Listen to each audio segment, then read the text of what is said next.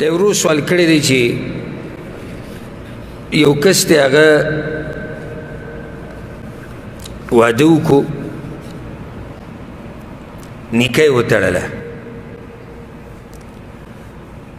او څه وخت بعد دې سړي د دې ښځې نه زړه بس تور شو چې زه طلاق وم سوال دا دی نو دې طلاق باندې به څه احکام بنا کیږي او دا خبره ده چې په نکاح کې لا مهر نه دی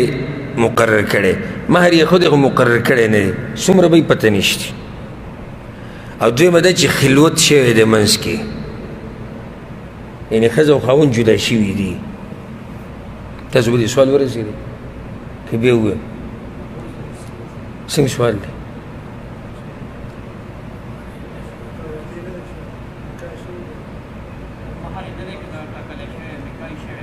نکاح شوی دی مهر نه ټاکلی شوی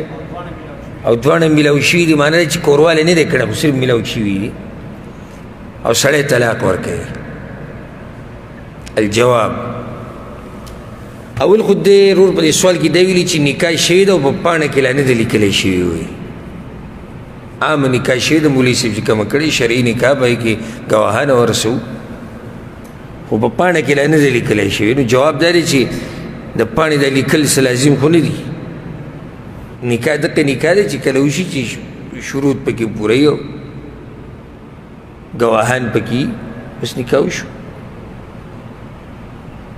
نو نکاح خو شوې ده ښه بله مسله چې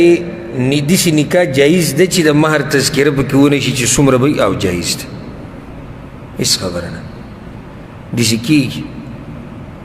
خو دلته دې سړي طلاق ورکو دې زنانه ته مخکې د کوروالي نه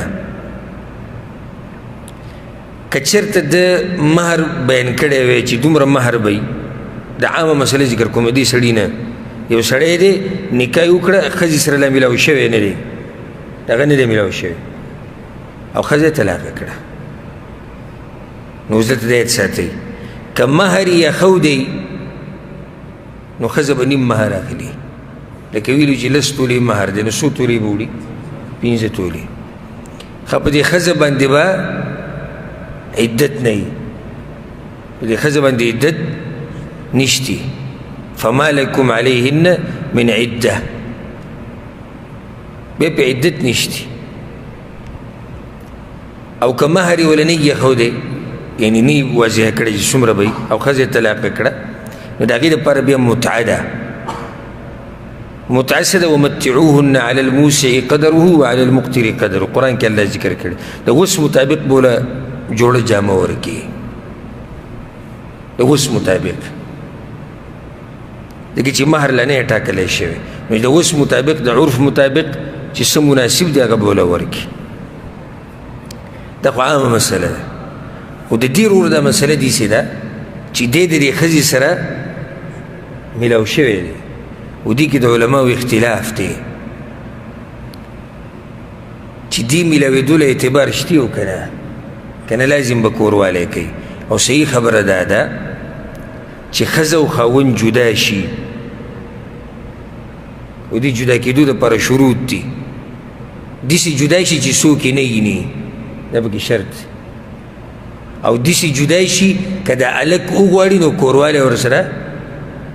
کولی شي منع کوي به څوک نه نو په داسې حالاتو کې داسې شو لکه دی چې د ښځې سره پوره میلاو شو نو مهر به نیم مهري او دې زنانه باندې به عدت وي که نه به چې میلاو شو عدت به وي که نه به ای به بیا پې عدت هم شتي او مهر به م ورکوي نیم پوره مهر به ورکوي نیم خو هله دی چې کله نه یې میلاو شوی ښه او چې کله داسې چې مهر یې لا نه دی ښولی ښځې سره میلاو شو او طلاق یې کړه او مهر یې نه دی وضیحه کړی څومره به وي نو دا به اوس څه کوي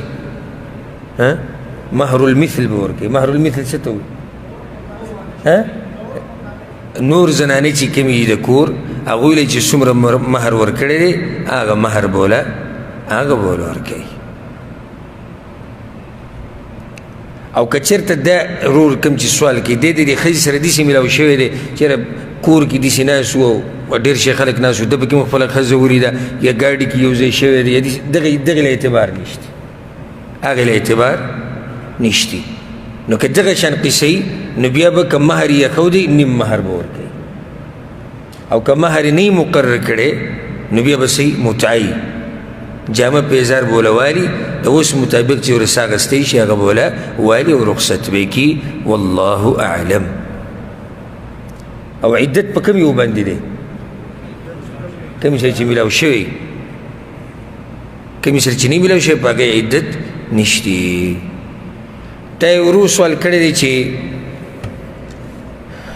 د واده نه بعد ښځه او خاوند په دې اتفاق وکړي دا مهر په سرو زرو کې ایښودی او بیا اتفاق وکړو چې دا به په پیسو کې درکړم، ایښودی په سرو زرو کې بیا وایي چې پیسې به درکړم، دا جایز دی او که نه؟ یعنې د سرو زرو نه پیسو ته مهر اړول جایز دی او که نه؟ الجواب اصل دا دی، اصل چې مهر کې به هغه څه ورکوې کوم چې تا یې ایښودي دي او نوم دې اخیستی دی. زه به سره ورکوم نو ته به سره ورکوې، الا چې کله ښځه او خاوند په دې باندې راضي شي نو بیا هېڅ خبره نه ده. سورة النساء کې الله وایي ولا جناح علیکم فیما تراضیتم به، او په هغه کې بیا څه ګناه نشي چې ښځه او خاوند پرې راضي شي. راضي په څه شي؟ لکه اوس ښځه ووایي چې لس تورې مهر دی ما لا ته راکړه دا دوه تا ته معاف دی، کولی شي داسې که نه شي؟ کولی شي. یا لس مهر دی او سړی ورته ووایي زه به دله 12 درکوم، زه به دله 15 درکوم، هېڅ خبره نه. یا مهر سرو زرو کې و او ښځې او خاوند اتفاق وکړو چې 10 تولې مهر دی د سرو زرو، زه به تاله د 10 تولو پیسې درکوم. هغه ښځه ورته وایي چې زما پیسو ته ضرورت دی ما له پیسې راکړه. نو که چېرته طرفین پې راځي نو بیا پکې څه حرج نشتی. والعلم عند الله. دا یو ورور سوال کړی دی چې آیا یو سړی د خپلې خینې سره کشرې خینې سره د ښځې د مرګ نه بعد واده کولی شي او که نه؟ الجواب خویندې جمع کول حرام دي، خویندې جمع کول حرام دي. یو زنانه او د هغې ترور جمع کول حرام دي، یو زنانه او د هغې خاله یا ماسی چې ورته وایي دغه ترور جمع کول حرام دي. دا خو اتفاقي مسله ده. خو چې کله د دې سړي دا ښځه مړه شوه او یې طلاقه کړه نو بیا د هغې د خور سره نکاح کولی شي که نه شي کولی؟ کولی شي، که کشره ده او که مشره ده. ځکه چې منه چې ده نو هغه په څه باندې وه؟ هغه منه په جمع کې وه چې خویندې به جمع کې نه. خو که دا یو مړه شي ښځه چې کومه ده هغه مړه شي یا طلاق شي نو دوی به جدا شو، نو بیا د هغه خور سره نکاح د هغې د خور سره نکاح کیدی شي. والله اعلم. دا به اخرنی سوال والو دی، ورور سوال کړی دی او زه به لږ داسې پارام ویم چې تاسو پوه شئ ځکه چې رضاعت مسله ده. یو سړی دی د هغه 2 ښځې دي او د دې دوانو ښځو نه بچي دي، نو دا اولنۍ ښځه راولګېده د ګاونډي هغه زوی له یې پی ورکړو. وروسته چې دا هلک لوی شو نو پلار وایي چې زه دغه هلک له خپله لور ورکومه چې هغه د دې دویمې ښځې نه ده، ځکه چې وایي دا د دې مور نه ده، دغه ښځه خو د ده مور نه ده که نه، نو دغه جنۍ بیا د ده خور هم نه ده، نو دغه خور رالم دې له ورکومه. نو دا څنګه دي؟ دغه لور رالم او دله ورکومه ځکه چې هغه د ده خور نه ده، نو دا څنګه داسې کیدی شي او که نه؟ او بله دا چې هغه مشره ښځه دا هم وایي چې ما ته پته نشي چې 15 پیرې مې پی ورکړي دي او که نه دي دا دویمه مسله ده اوس شکي ده په سوال تاسو پوه شو ابو بلال ته نه پوه